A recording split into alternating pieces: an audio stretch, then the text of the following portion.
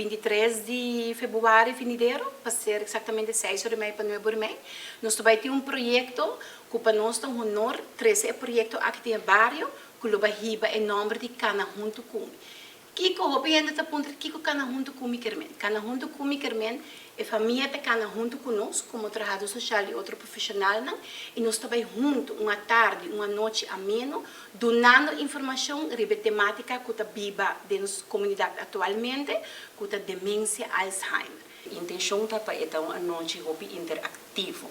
Nós também escuta e outra maneira é apresentação tradicional que nós o orador não também para então dona informação, pero a intenção também é interativo com o nosso público. Para sobra hopi viaja ora vou compartilhar informação, pode bisa ei minuto me só de situação aqui. A mim por escutar como babuta handle com sua mama, com sua tata, como me bisa ei me também por ser de forma aqui. Então, nós quer quitar o feeling e imagem que nos grande na carga para nós. Porque dia nós estamos tata jovem, nós estamos tata não carga, moda de pape, e não alaba man com nós.